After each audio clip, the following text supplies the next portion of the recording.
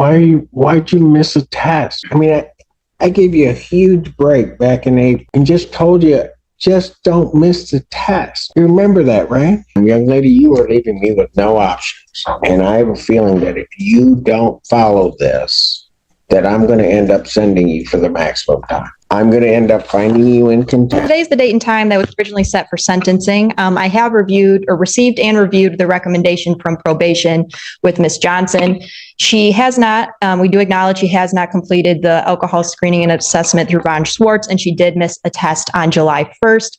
I did discuss this with her yesterday on the phone and advised her to go to community corrections as soon as possible to try to test. She informed me, and so did her father, who is here with her today, that she did go to community corrections this morning before court and was there for about 45 minutes, and they said she was unable to test this morning. We are respectfully requesting that the court not remand her at this time and that we adjourn the sentencing out in August to give her the opportunity to complete the alcohol screening and assessment. She is gainfully employed at St. Joe's. She does not want to lose that job. In the alternate, if the court is inclined to remand her in both speaking with Ms. Johnson and her father, our request would be to potentially allow that remand to happen a couple weeks in the future so she can take time off work at St. Joe's so she does not lose that job. Other than that, Your Honor, we respectfully request an adjournment of the sentencing. And Teresa Clare on behalf of probation. Your Honor, I did communicate with community corrections this morning. She did go over, and she wasn't scheduled to do a test today, so she did not test. She did do her download of her scram. I just confirmed with them that there was no violations on the scram. However, she had not reported to them after June 15th. So there was quite a bit of info that they had to download on that. So I do know that there was no violations on the scram. However, probation also wants to point out to the court that this court had one job, one simple rule: don't miss the test. Back in April, this judge gave her a break most defendants never get, a second chance, wrapped in a single warning. She missed it anyway. No alcohol screening completed, no assessment scheduled, just an excuse. I forgot to print it out. But here's the part that changes everything. This wasn't her first slip. Probation confirms it. She was already warned on the record about exactly this. So when the judge leans forward and asks, "Why'd you miss the test?" You remember that, right? It's not a question. It's a countdown. Because in that courtroom, excuses don't buy time anymore. They buy consequences. And what happens next isn't going to be about sympathy. It's going to be about accountability, the kind that doesn't wait for a better explanation. The court did direct her back on April 3rd, I believe, and warned her about any further missed testing. So she was given a warning by this court back in April about her remaining compliant with the testing order.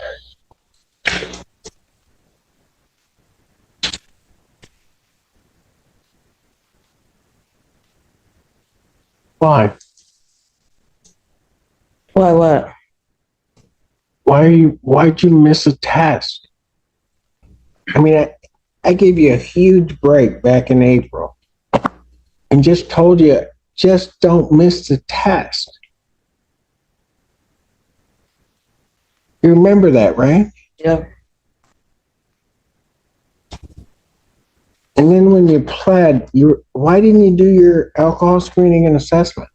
Forgot to print it out. What? I said I forgot to print it out. Oh.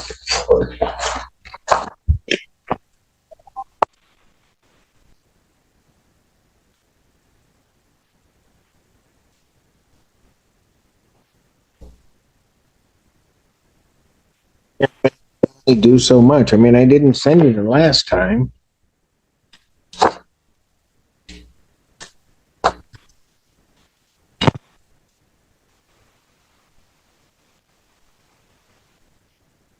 I'll re-refer to defendant to Von Schwartz for completion of her alcohol screening and assessment.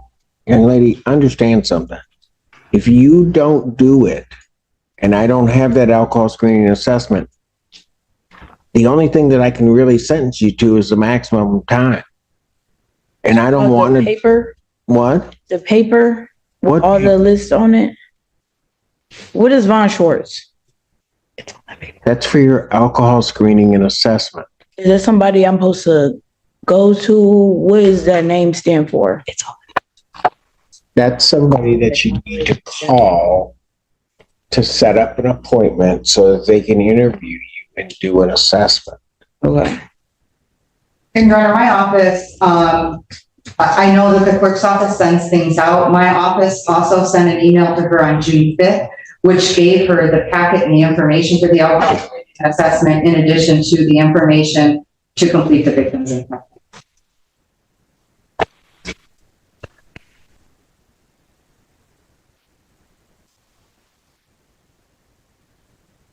You need to pay a $75 referral fee. Do you have that? No.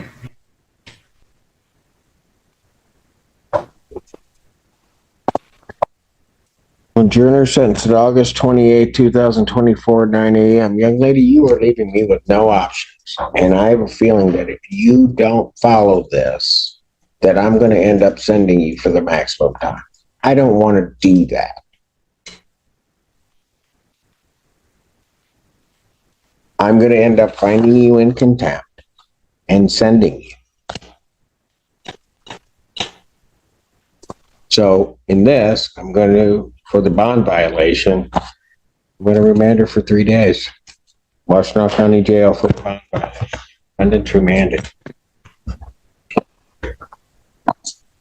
Just go. Is that Dad? Yes, Your Honor. Get her back. Dad, hang on one second. Go ahead, take her back. 3 days. That's what one missed test, one forgotten form, and one broken promise cost her. The judge didn't want to send her to Washington County Jail. He said so himself. But a warning ignored is a warning wasted. And this time, there was no third chance left on the table. Then something shifts. Her father walks up, not angry, not making excuses, just asking one thing: don't let her lose the job she needs so badly. And in that moment, this stops being about one missed appointment. It becomes about a family trying to hold everything together while the system decides how much grace is too much. The judge hands the father the paperwork himself, a small gesture, but it says everything about what this case really was. Not a punishment handed down in anger, but a consequence delivered with one last door left open. Come on up, Tito. Can you come up to your phone? What's your name, sir? Tony Johnson. Okay.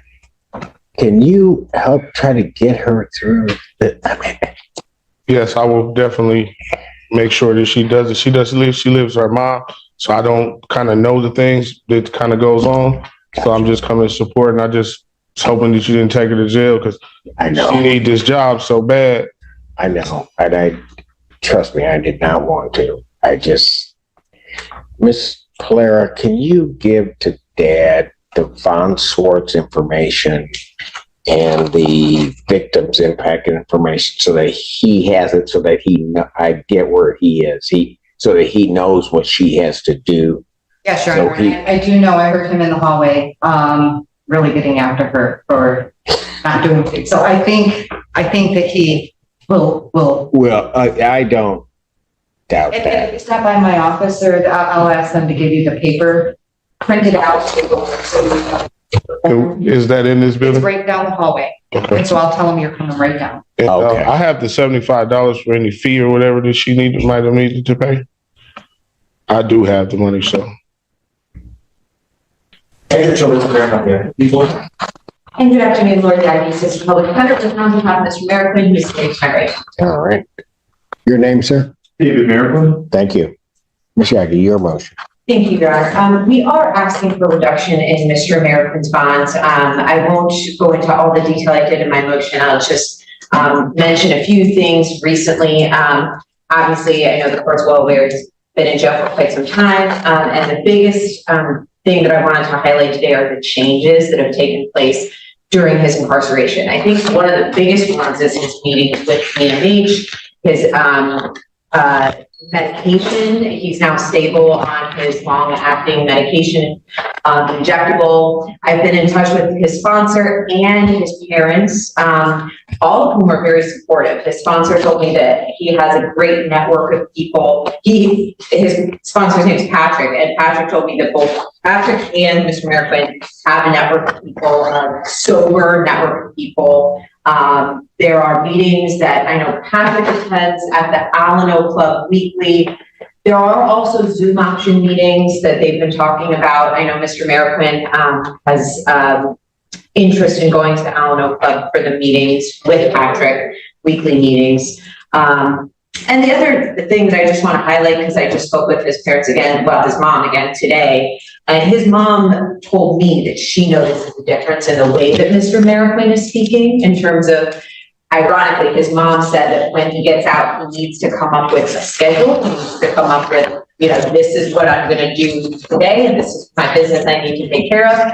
And she's already been talking to him about that. And she told me that Mr. Merriquin is actually nervous about messing up. And he actually really wants to do what he's supposed to do. And she told me that that's a difference, because if he really is motivated and nervous and wanting to prove that he can do it and he will comply, she thinks that's a good sign. And so that's something she shared with me today. And she basically has been talking with him about that plan moving forward. He has a social worker at his apartment who I verified actually would come to him. So if he's released, I said, where would you absolutely need to go if you're released?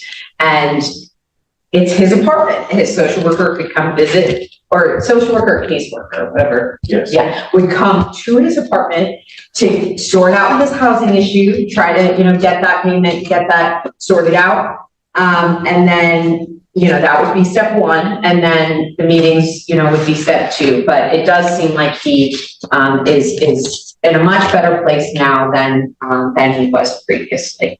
All right. And his housing is in place? His apartment is in place. His mom was there this week. Yes. All right. Response. All right.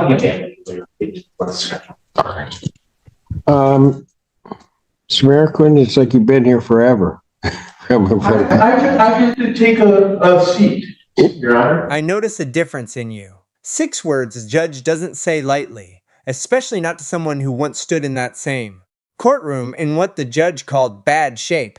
David Markin had been in jail for months, but something had changed. Stable on his medication. Connected to a sober support network. His own mother telling the court she could hear it in the way he spoke now. Then the judge asks him one direct question. Do you need home confinement? And here's the twist nobody expected. Markin doesn't ask for freedom. He asks for structure. He admits, flat out, that without conditions holding him accountable, he'd fail. That single moment of honesty does something 100 character letters couldn't. It convinces a judge who's heard every excuse in the book that this time, the change might actually be real. Yeah. Yeah. As Ms. Yagi was talking and arguing, and she was talking about the differences in you. A lot of times people think judges are sitting up here and they don't notice differences in people, and I notice a difference in you. There was a point where you came in, and I don't know if you recall this, you had actually been before me on something else. You then came before me that time. And I'll just tell you, you were in bad shape. I've had plenty of time to stabilize on my meds, get right with my post-start program, and basically make myself thick for being on the streets, because honestly, I wasn't before.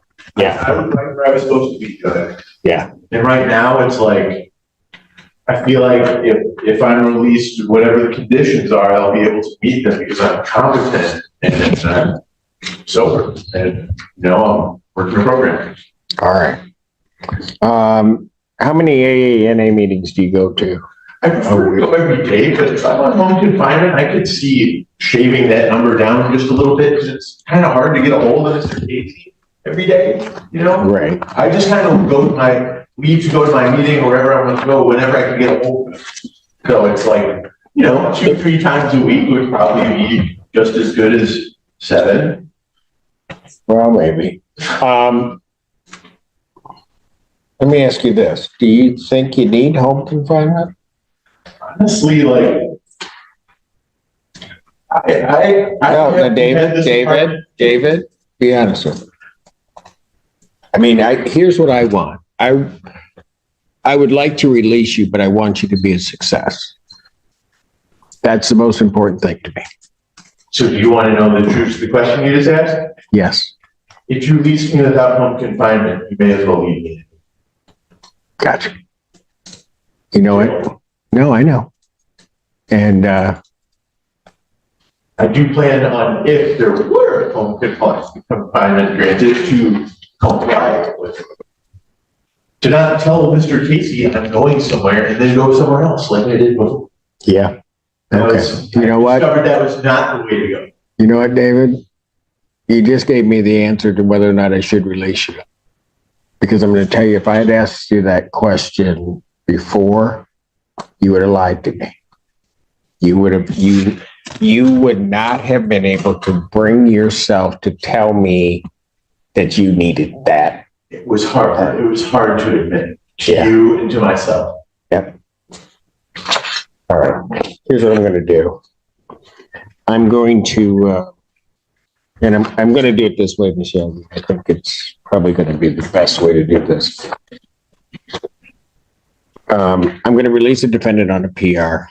I'm going to sign an order for home confinement GPS tether. I will then set another hearing date, but what I want to see is after he's had a chance to talk with his mother, his worker, they go through details and kind of get himself adjusted. I want an order or something in terms of a plan for how he's going to proceed.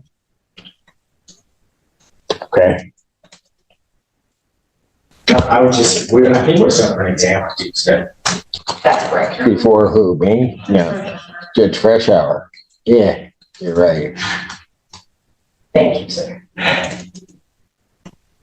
Perhaps we could sign me up for double Perhaps, duty what? double duty that day. What do you mean double? Well, I'm in here for that. When it comes to you.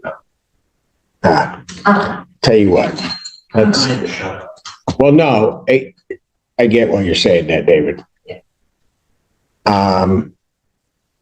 David, we're gonna do something a little bit different here, okay? Because your exam is set for this Tuesday, all right? It's before Judge Freshour. What I'm gonna do is I'm going to adjourn that preliminary examination to October 1st, but also before Judge Freshour. So I'm not changing the judge on that, okay?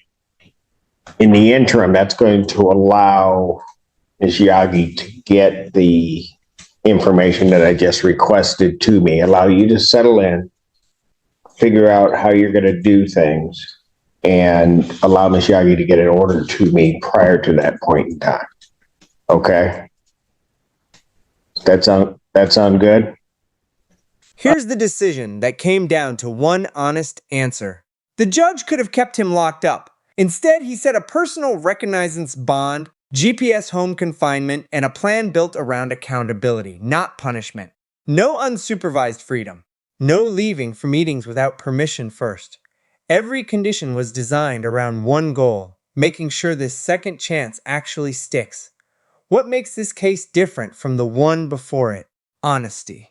Marquine told the truth about what he needed, even when the truth was hard to admit. That's the line separating consequence from opportunity in this courtroom. Not what you did, but whether you're finally willing to face it. As the gavel came down on this case, one truth stood out above everything else. The system doesn't just punish failure. Sometimes it rewards the courage it takes to admit you need help. So it's like double duty, like you said, but it's just... Are you asking me if a PR bond and home confinement sounds good and then until October 1st? Well, right. You'll be on that till October 1st, but Ms. Yagi's going to get an order to me that's going to sort of structure what you're doing Sure. in the interim. Okay, And as long as I can get hold of Mr. Casey to go to my meetings, I'll go to all of them. okay. And if I can't get a hold of anyone here today, I'm not gonna leave the house if I can't get a hold of them. Okay, so what I'm gonna do is I'm gonna set your bond at a $25,000 personal recognizance bond, GPS, home confinement prior to release. Okay? So as soon as they can get that on you, so it may not be till tomorrow, but as soon as they can get that on you, they'll release you. Ms. Yagi, I would expect an order within a week or 10 days. Okay? And that way, see it. And, in the interim, I'm sure counsel, they'll be trying to work something out to try to resolve the case itself. So this may all work out for you. Okay, David? That'd be great. And I apologize, Your Honor, just for my clarification. So prior to the order, would Mr. Merriquin have permission to leave for a meeting, or does that not happen until I get the? Nothing's gonna happen until he can't leave for his meetings. You'll have to do them by Zoom or else until such time as there's an order in place which structures exactly what he's doing. Okay. So we'll Okay. be in touch very soon. Okay. Thank you. And I'll let Judge Freshour know I took one off of her. I don't think she'll be upset, but we'll see.